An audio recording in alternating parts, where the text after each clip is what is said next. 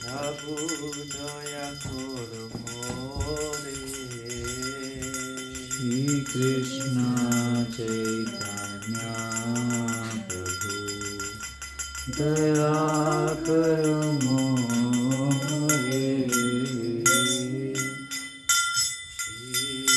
কৃষ্ণ চৈতন্য প্রভু দয়া করো মোরে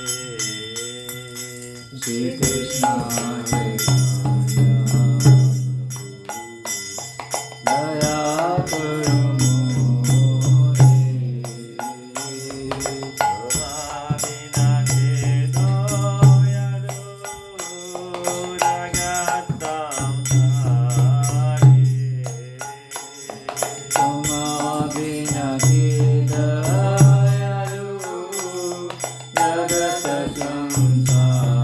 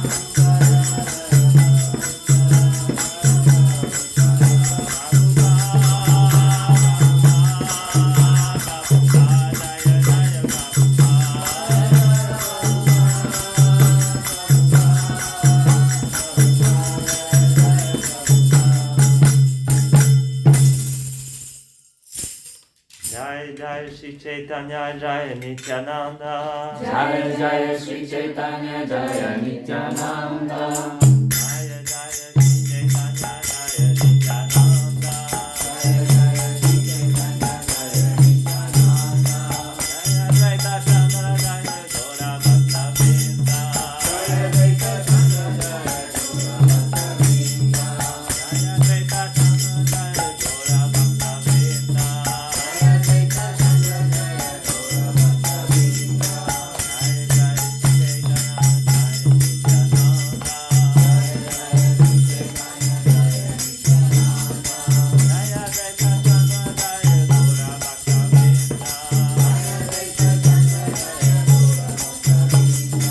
Jaya Jaya Sri Chaitanya Jaya Nityananda. Jaya Jaya Sri Chaitanya Jaya Nityananda. Jaya Advaita Chandra Jaya Gaura Bhakta Vrinda. Jaya Advaita Chandra Jaya Gaura Bhakta Vrinda. Shri Chaitanya Chaitamrita ki, Srila Prabhupada ki, toute grâce aux dévots assemblés.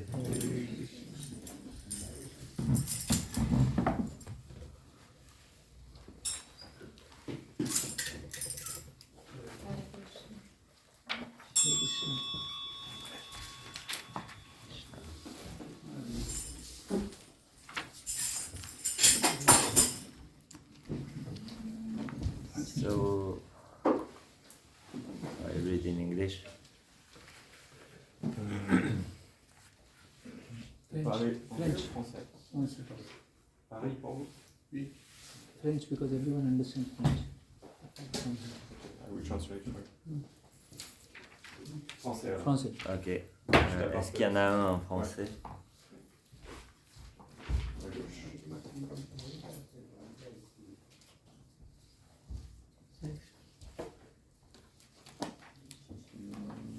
Donc, c'est- Not this one.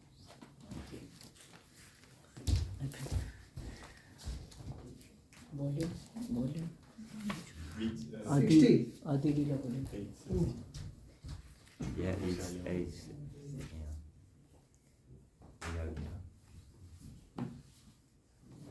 Dans la pièce, voilà. Ouais, il va chercher. Ok.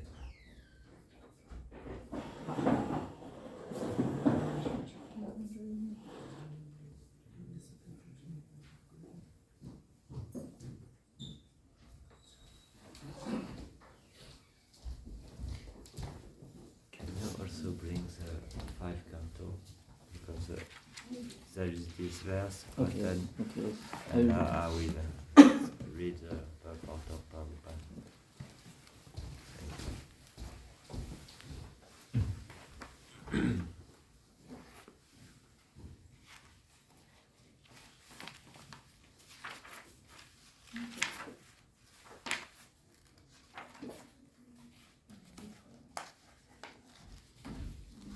Donc nous continuons la lecture du Chaitanya Chaitamrita de Krishna Das Kaviraj. On est dans l'Adi Lila, chapitre 8. L'auteur reçoit les ordres des autorités spirituelles. Et donc hier il a lu le 57. Aujourd'hui nous irons jusqu'au 60.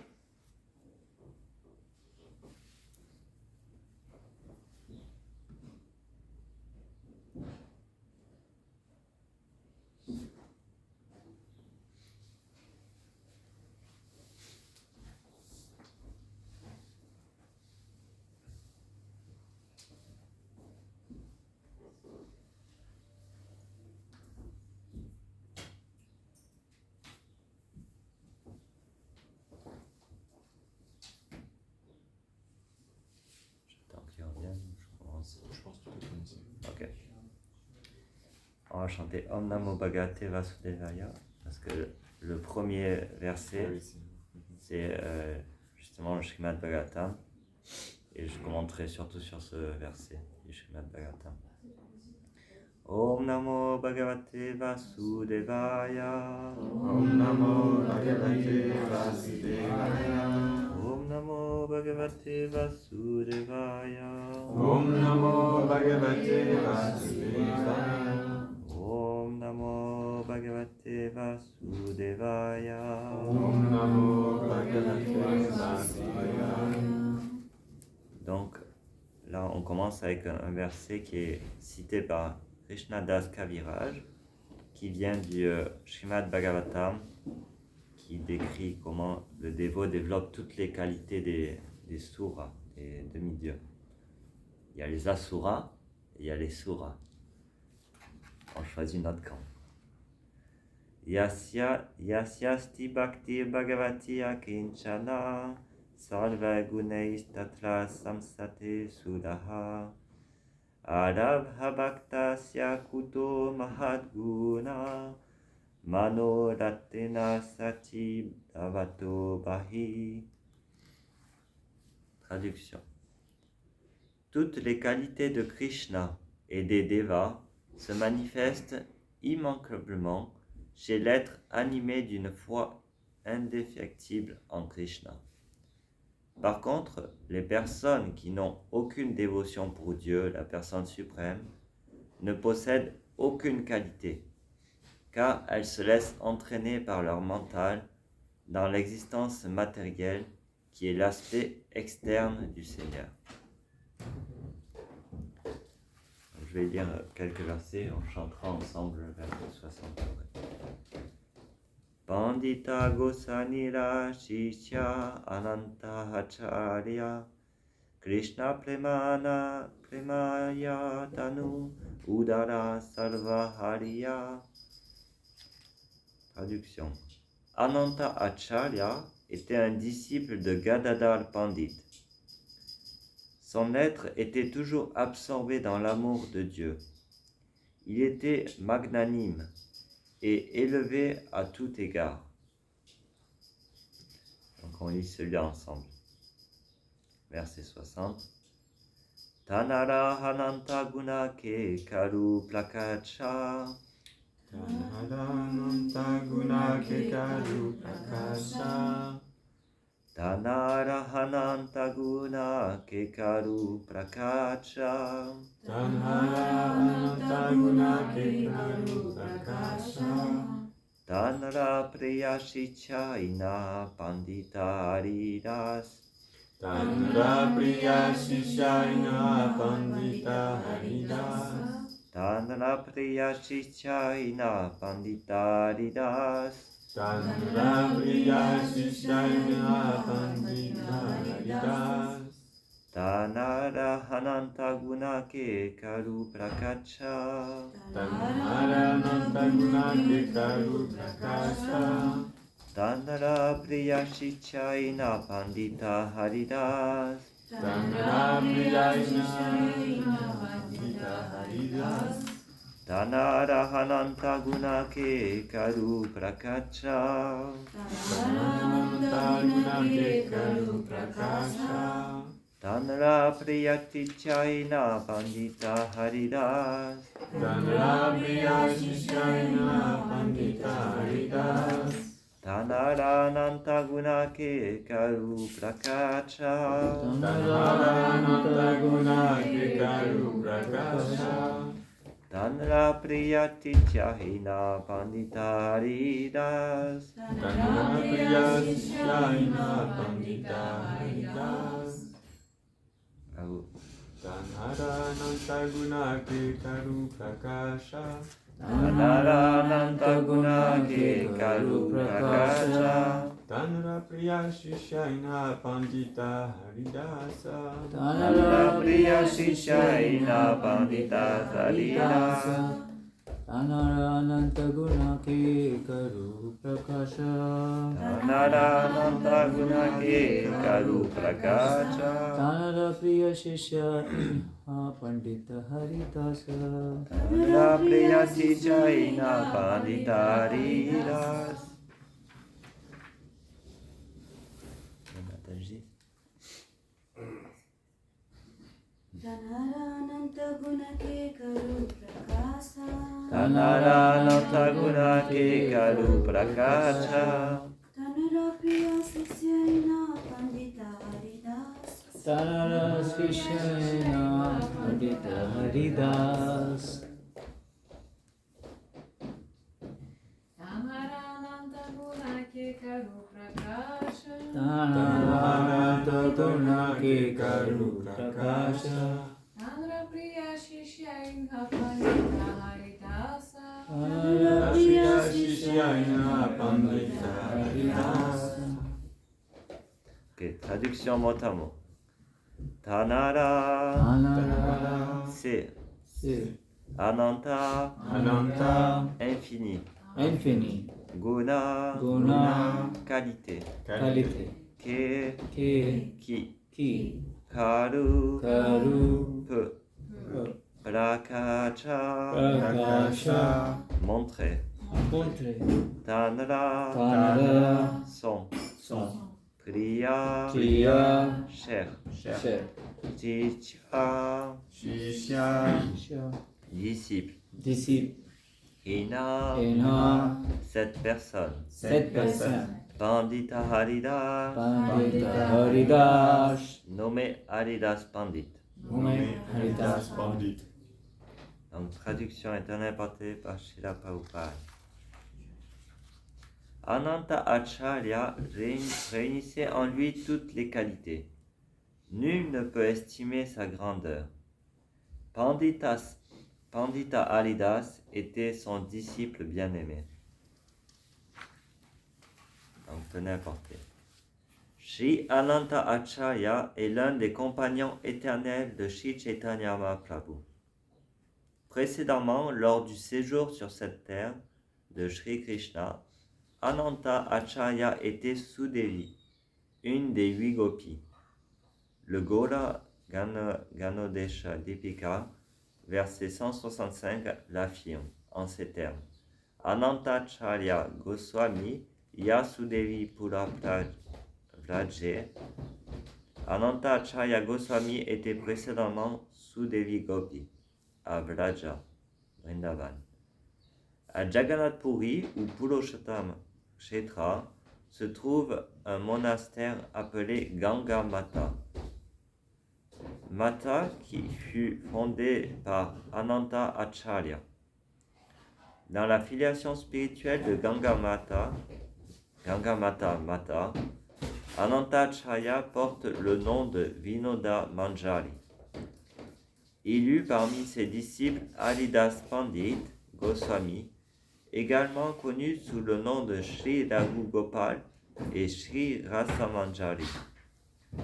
Lakshmi Priya, une de ses disciples, était la tante maternelle de la princesse Gangamata, fille du roi de Putiya.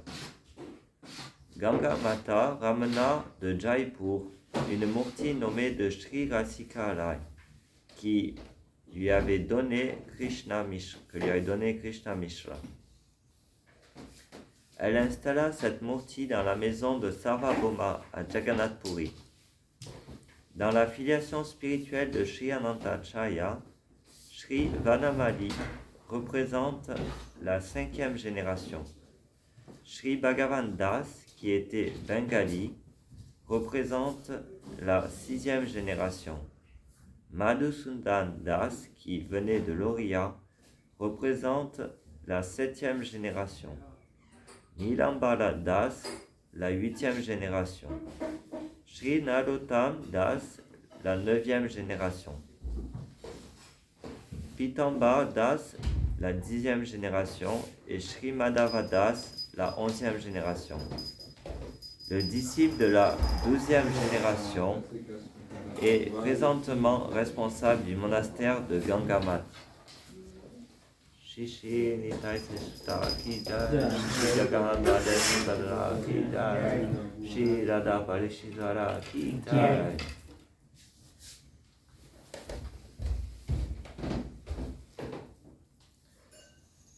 Donc voilà, une petite classe sur l'historique. Je connais pas beaucoup sur toute cette histoire-là. Je suis jamais allé à Jagannath Puri et j'ai pas étudié tout ça. Donc je pense qu'il est intéressant de parler plus sur le verset qui explique comment les dévots développent toutes les qualités de Krishna et des demi-dieux, sachant que c'est l'inspiration qu'on peut avoir de ces grands dévots. Ils se dévouent complètement à Krishna, au Seigneur Chaitanya, et ils développent toutes les qualités spirituelles à travers cela. Donc on va lire le verset et la tenue apportée de Prabhupada de ce verset du Srimad Bhagavatam.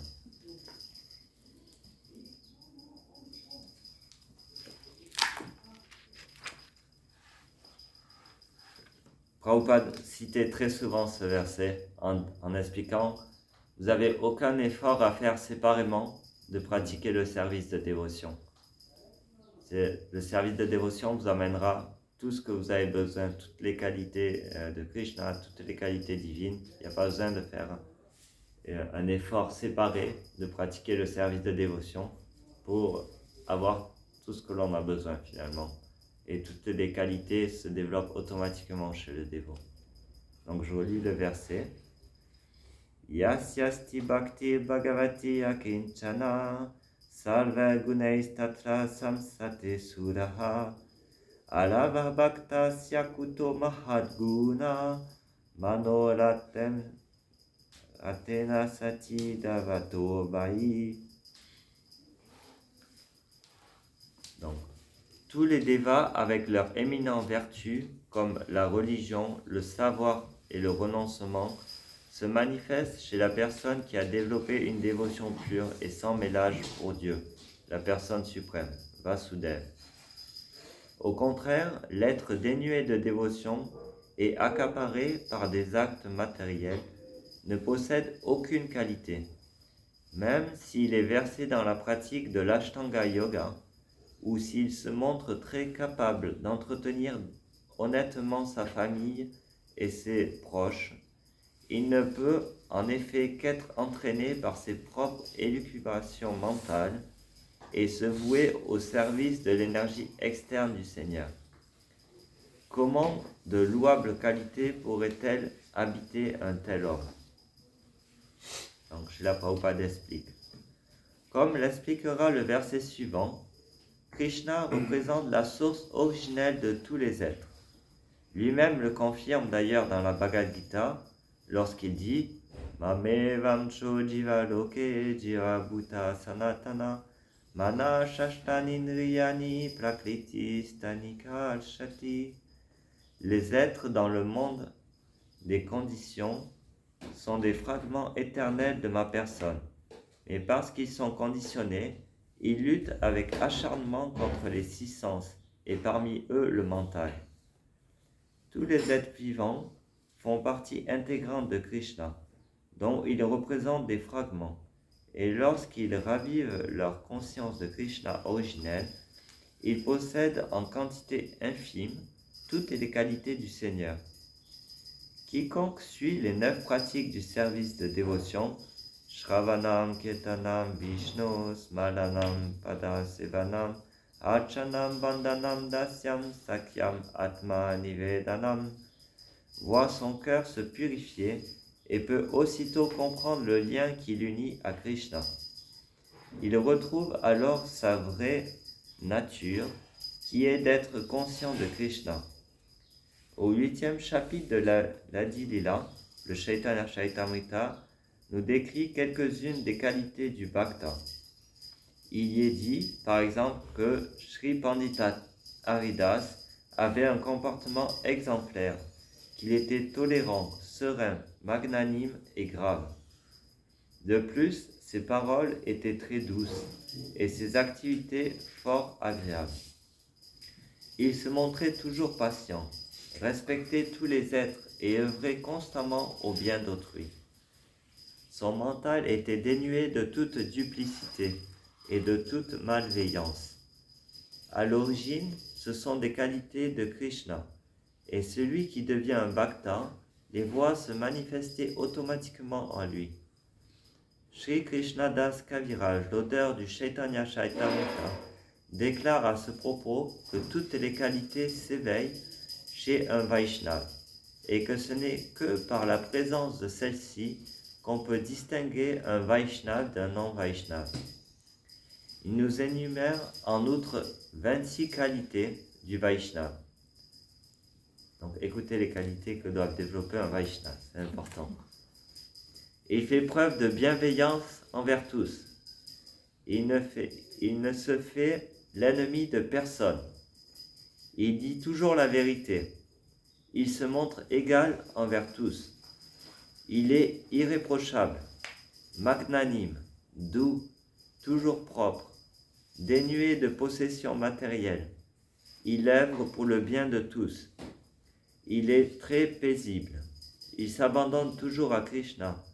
Il n'a pas de désir matériel. Il est humble. Il est stable. Il est maître de ses sens. Il mange modérément. Il ne se laisse pas influencer par l'énergie d'illusion du Seigneur.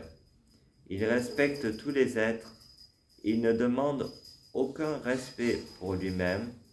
Il est très grave, compatissant, amical, poète, habile et silencieux. Le standard est haut. Où c'est qu'on en est là-dedans?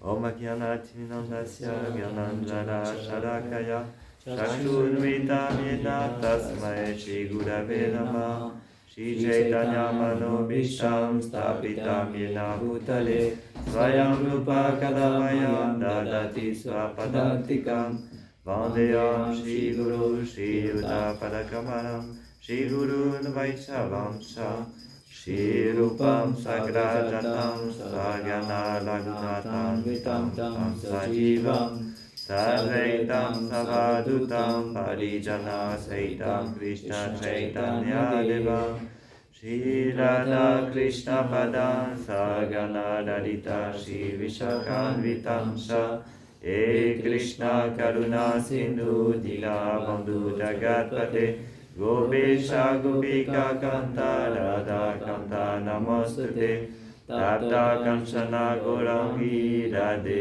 Vrindavanendvari Vishabhanu Sute Devi Pranamami Hari Priye Vancha Kalpataru Vyacha Kripa Sindhu Vyarevacha Patitanam Pavanebhyo Vaishnavebhyo Namo Namah Namo Vishnupadaya Krishna Prestaya Bhutale Srimate Bhakti Vedanta Swami Niti Namine Namaste Sarasvati Devi Gauravani Prashadine Nirvishesha Shunyavadi Paskatya Deshatarine Shri Krishna Chaitanya Prabhu Nityananda Shri Advaita Gadadhar Shiva Sadi Gaura Bhakta Vrinda Hare Krishna, Krishna Krishna, Hare Hare, Hare Rama, Rama Rama, Hare Hare. Donc pour commenter ce texte-là, j'ai envie de vous parler d'une histoire d'hier, de Sankirtan. Parce que la meilleure chose, finalement, c'est de vivre le service de dévotion, c'est l'expérience, le vigyan, la réalisation. Et donc hier, il y a une histoire vraiment incroyable qui montre comment les dévots développent toutes les qualités des demi-dieux et de Krishna, en fait, juste par le fait de pratiquer le service de dévotion. Alors même si des fois, on peut voir peut-être quelques petits défauts chez le dévot, en fait, il ne faut pas s'attacher à ça, il faut voir ces qualités-là, parce que ça va nous aider, nous aussi, de les développer dans notre vie. Et donc hier, nous faisions Harinam Sankirtan pour le plaisir de Shri Nitai Satisutta. Et c'était vraiment extatique, beaucoup de gens dansaient, tout ça. Et puis on était à la place parfaite, on était devant le restaurant qui s'appelle Au Père Tranquille. Donc on était chez Krishna. Hein. Bon, je suis pas sûr qu'il sert de la nourriture offerte à Krishna, mais en tout cas on était devant au Père tranquille. Et donc les dévots chantaient les saints noms, c'était très agréable, les gens aimaient ça, ils sentaient vraiment ce côté de paix, d'amour, de gentillesse.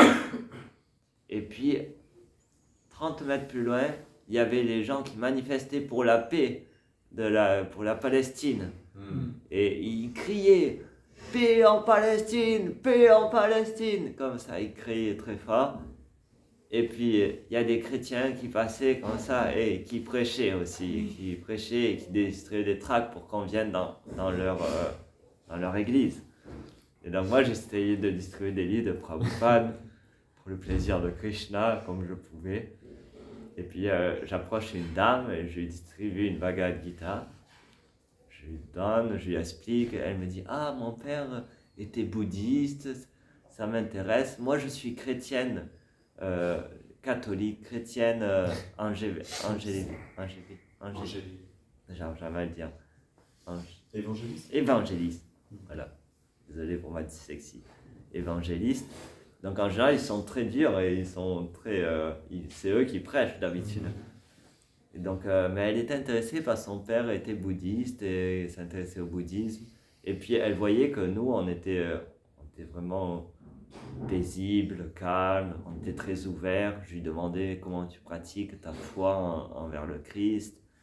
Et nous, on accepte toutes les foi, on connaît qu'il n'y a qu'un seul Dieu. Et notre but, c'est d'essayer de développer de l'amour pour tous les êtres. Et puis là, il y a le chrétien qui arrive avec ses flyers et qui donne le flyer à la dame et qui dit « Venez à notre église, il y a un programme, venez à notre église ». Et puis il commence à se dire « Mais tu n'as pas de voile et il faut mettre le voile quand on est chrétien. Hein, » parce qu'elle lui avait dit qu'elle était chrétienne. « Il faut mettre le voile, machin, ou il faut cacher comme ça. » Enfin bref, il commence à prêcher sur les règles comme ça. Et puis elle est restée très calme, elle a dit « Oui, d'accord, c'est vrai, mais moi j'aime pas mettre ce voile. Ce qui compte, c'est comme je parlais avec le monsieur, c'est la foi en Dieu qu'on a dans le cœur. Et c'est pas forcément l'habit. On dit bien l'habit ne fait pas le moine. » Donc elle disait ça, et puis le monsieur il continue à dire « Oui, il faut suivre les règles du Christ, les lois, il faut être strict dans la vie, il faut suivre les règles et tout ça. » Puis moi j'écoutais leurs discours entre eux, quoi. Je voyais que ça tournait pas très bien, quoi. C'était pas vraiment...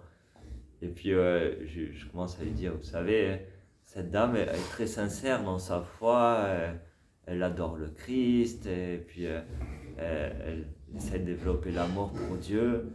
Et puis il me dit, et vous, qu'est-ce que vous faites? Ben, je dis, moi je suis un dévot de Dieu, j'essaye de servir Dieu dans ma vie, par l'amour et la dévotion comme je peux, et puis j'accepte Dieu, c'est le même Dieu pour tous, et il faut accepter le Dieu de Jésus-Christ, il faut accepter le Dieu de Jésus-Christ. Ok, oui, mais nous, on prêche pour la paix et l'amour entre les religions, l'amour entre les êtres. On reconnaît qu'il n'y a qu'un seul Dieu. Si vous êtes monothéiste, alors votre Dieu c'est le même que le nôtre. Sinon vous n'êtes pas monothéiste, vous croyez en plusieurs dieux. Et puis il commence à se rendre compte un peu de la violence qu'il utilisait dans sa prédication. Et puis au fur et à mesure la discussion tourne. Et puis il commence à dire « Oh, je suis désolé pour mes offenses. » Il change complètement. Et puis il commence à dire je n'avais pas réalisé en fait que juste mettre le voile finalement c'était quelque chose d'extérieur, et puis désolé, je n'ai pas bien compris et tout ça. Et puis quand même il continue à essayer de l'attirer dans son église quand même un petit peu. Mais venez à notre église quand même, on pourra partager. Allez, Krishna, allez, ouais. Et donc, il continue comme ça, mais il s'était quand même bien calmé. Et puis, moi j'ai été patient, d'habitude je suis trop impatient avec cela, je m'en vais, mais là je me suis dit, bon, il y a quand même quelque chose à faire dans ce contraste entre la guerre et puis l'amour de Dieu. On voit vraiment ce contraste qu'il y a entre les deux, c'est ça qui m'a frappé, quoi. Le dévot, en fait, et c'est là que je voulais en venir, Prabhupada explique que, en fait, ce verset décrit que le dévot, s'il développe toutes les qualités de Krishna et des demi-dieux, c'est parce que il est libre de l'envie. En fait, il se libère de l'envie. Et si on ne s'abandonne pas à Krishna, si on ne chante pas les gloires de Dieu constamment, en fait, on développe de l'envie dans notre vie. On devient envieux. Et c'est ce qu'on voit chez ces religions. Ils sont envieux, en fait. Ils sont envieux. Ils voyaient que j'étais en train de prêcher à cette dame. Et ils étaient envieux de cette prédication. Ils voulaient que ce soit eux, leur prédication, qui passe en avant. Alors que moi, je leur ai montré aucune envie envers eux. J'ai juste écouté et je les ai laissés parler jusqu'à la fin, en fait. Et j'ai attendu juste qu'ils finissent par partir quand même parce qu'il était un peu lourd. Et puis, il est parti. Et finalement, la dame, elle a dit « Ah, j'aime bien parce que vous êtes très calme. Vous êtes très calme. On sent quand vous prêchez, vous êtes très calme. Vous ne mettez pas en colère. Vous acceptez la pensée des autres, vous laissez le libre choix à chacun de choisir quelle foi ils veulent avoir et finalement vous encouragez l'amour de Dieu. Vous ne cherchez pas à convertir ou à prêcher pour venir dans notre église, vous encouragez l'amour de Dieu. Et donc elle me dit je vais vous prendre votre livre et puis elle m'a pris le livre, elle a payé pour prendre la Bhagavad Gita et elle était très contente. Elle a dit ça m'inspire dans ma foi finalement en le Christ et ça m'encourage à pratiquer en fait ma religion et ma foi. Et donc cet exemple-là m'a vraiment marqué et des fois on a besoin de contraste pour voir parce que quand on vit dans le temps, on finit par oublier à quel point il y a de la violence, à quel point il y a de l'envie à l'extérieur. C'est pour ça que au moins quand on est des jeunes dévots, c'est indispensable d'aller régulièrement dans la rue et voir cette violence. Ou si on travaille à l'extérieur, on le voit, parce qu'à travers notre travail, notre vie à l'extérieur, on le voit. Mais c'est très important pour vraiment faire ce choix.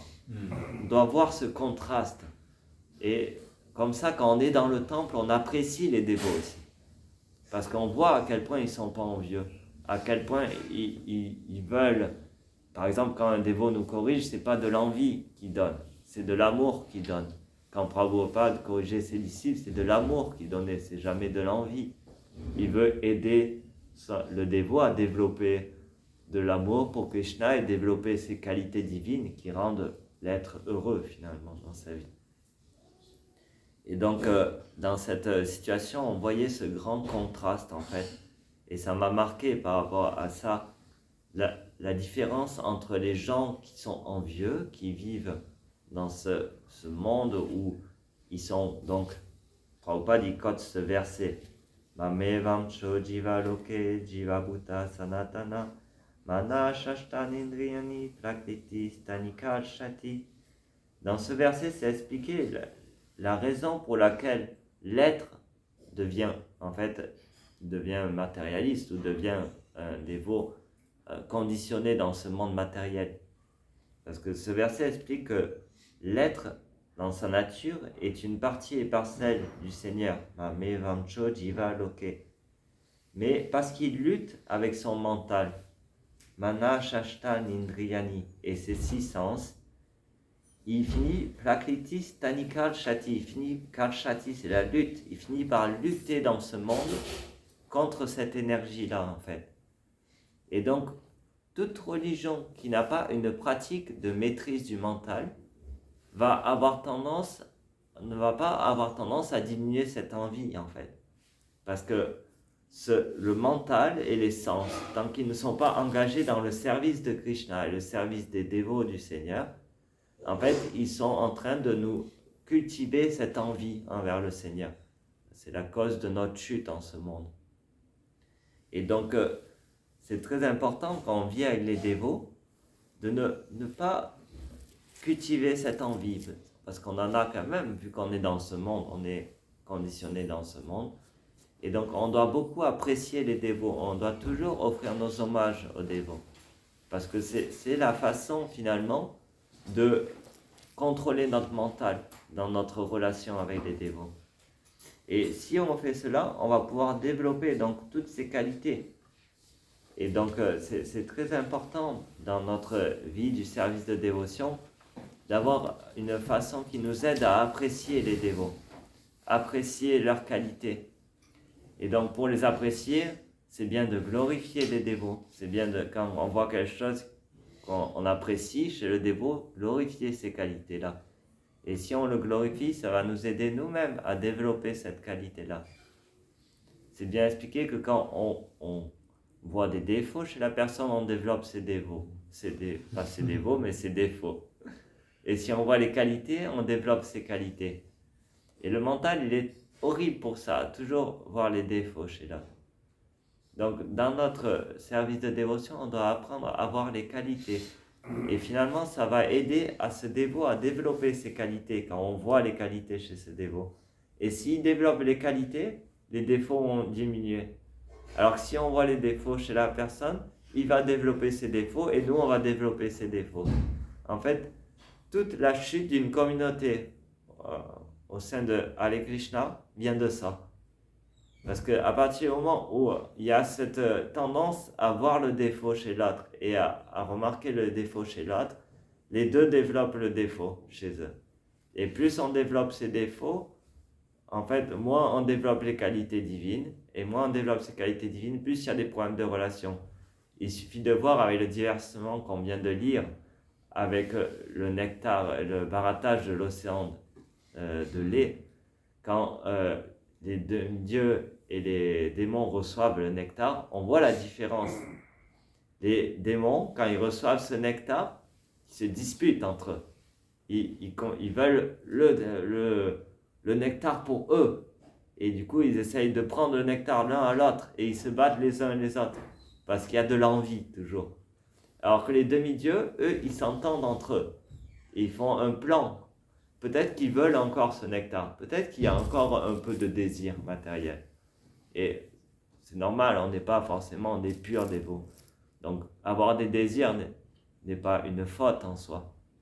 Mais on ne doit pas voir le défaut chez l'autre. On doit essayer de cultiver la dévotion et cultiver les qualités divines. Et bien sûr, ces qualités-là se développent par la pratique du service de dévotion, comme c'est expliqué dans ce verset. Parce qu'en dehors du service de dévotion, on sera toujours dans une lutte avec le mental. Des cartels ?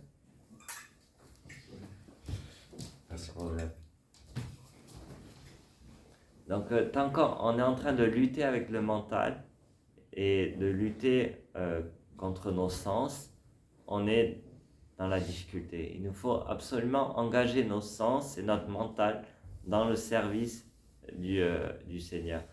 C'est ce que nous enseigne Ambarish Maharaj, en engageant son mental, ses sens, et toutes ses activités dans le service du Seigneur. Et donc, on peut le faire de façon très pratique, surtout en vivant dans un temple, parce que c'est très simple.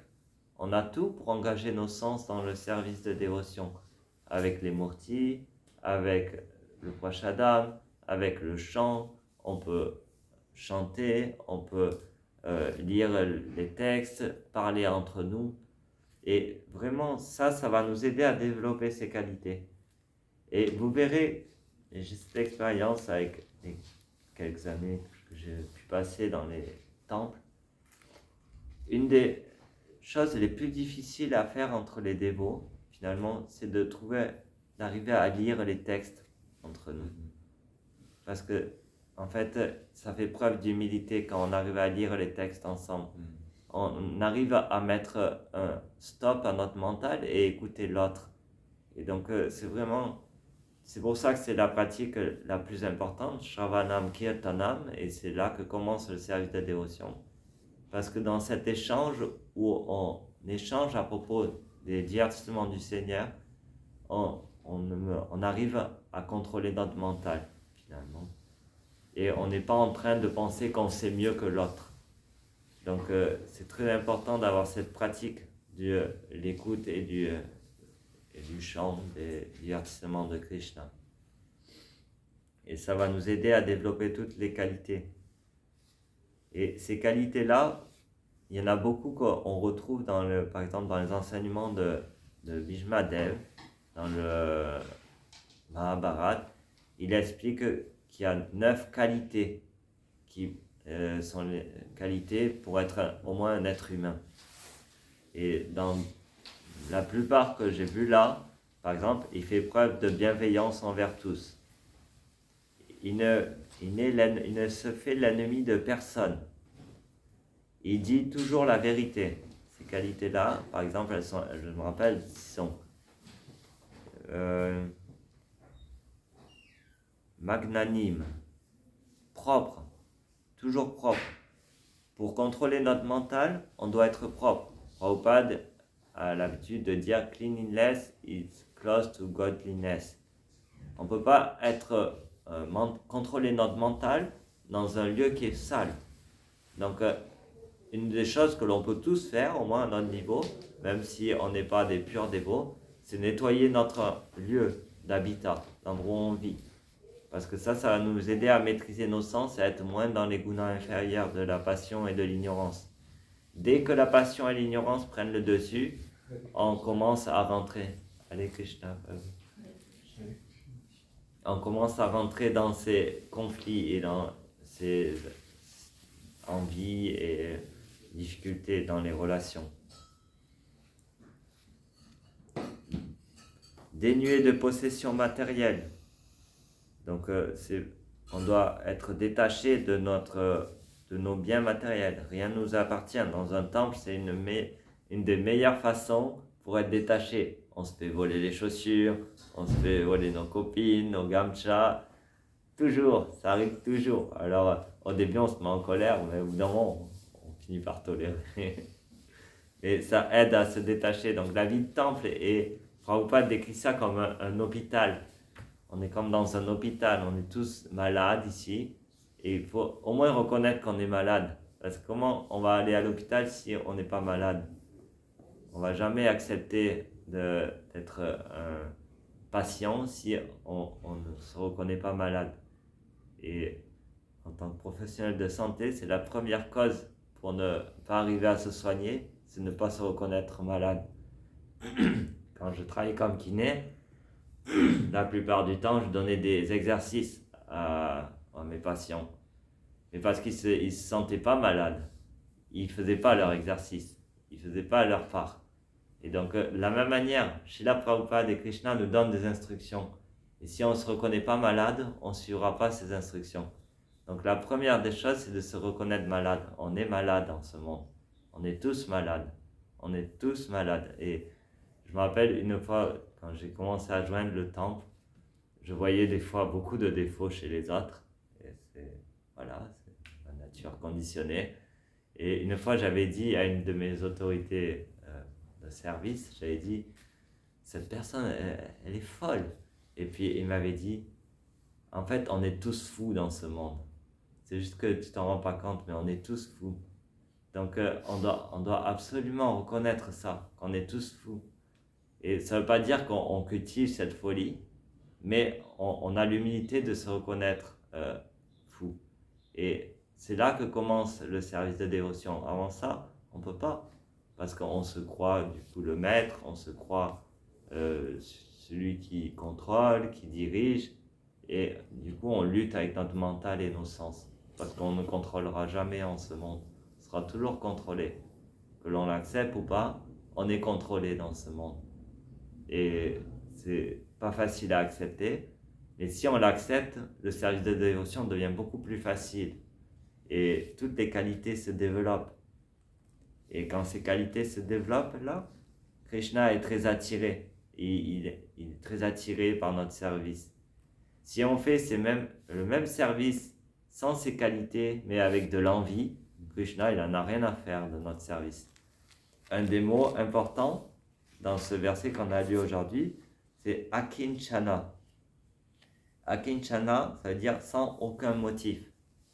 Et donc, pour que la bhakti nous aide à développer toutes les qualités divines dans notre service de dévotion, il faut qu'il soit akinchana. Yasyasti bhakti bhagavati akinchana.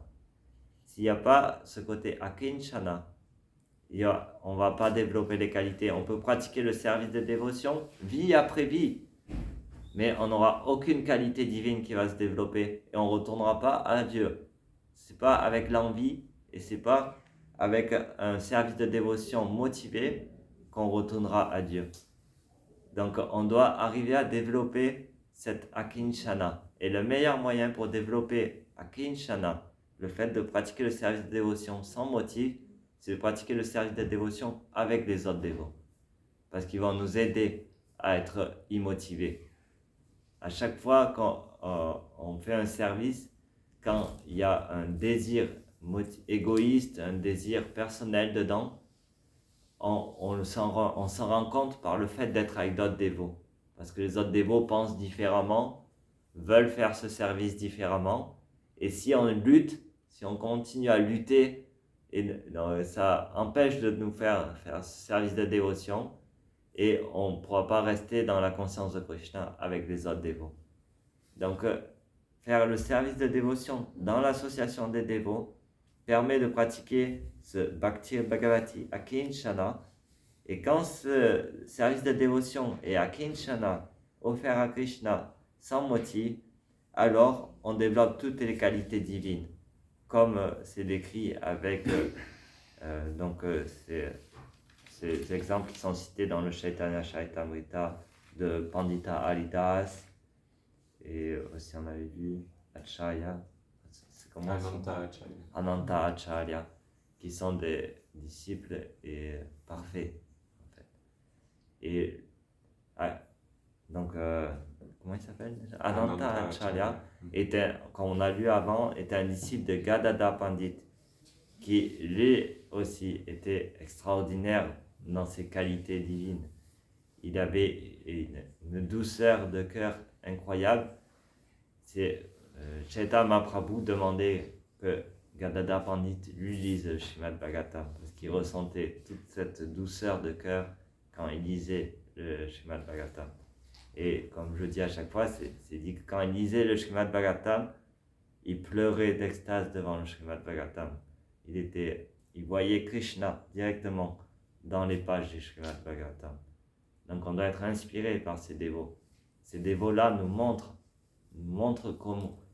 comment en fait, par exemple, le Srimad Bhagavatam est Krishna lui-même. Nigama kalpa talo galitam palam shuka mukha damita dalava samyotam. Le fruit mûr de toutes les lettres védiques. Et quiconque le lit développe le pur amour de Dieu. Pibata Bhagavatam Lasam Alayam. Lasam Alayam est un niveau de préma, juste en lisant le Srimad Bhagavatam. Et ça se développe dans l'association des dévots en lisant le Srimad Bhagavatam. Alors, si on s'endort, c'est qu'il faut dormir un peu plus, mais si on peut au moins écouter un petit peu et arriver à prendre un petit peu de nectar dans ces mots du Srimad Bhagavatam, on va développer beaucoup de qualités dans notre vie. Et vraiment, la lecture du Srimad Bhagavatam nous aide à développer ces qualités divines. Les qualités des Sula, comme c'est dit dans ce verset. Sula et Asura. Donc, essayons de ne pas être Asura, et essayons d'être Sura en servant Krishna et dans l'association des dévots.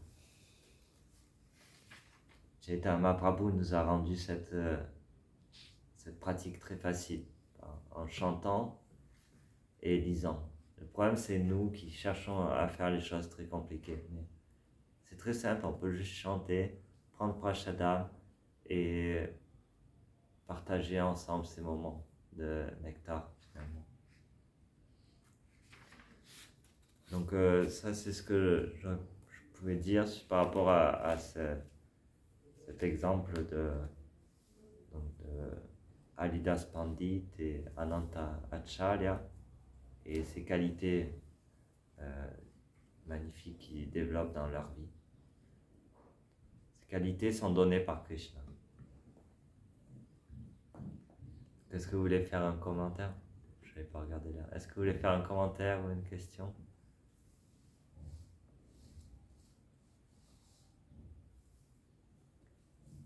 Ok, désolé d'avoir dépassé là. Shri Chaitanya Chaitamrita ki Jai. Srila Prabhupada ki Jai. Gaura Premanandi Hari Bol. Praise the Nitai Prabhu ki Jai. Jai Prabhupada.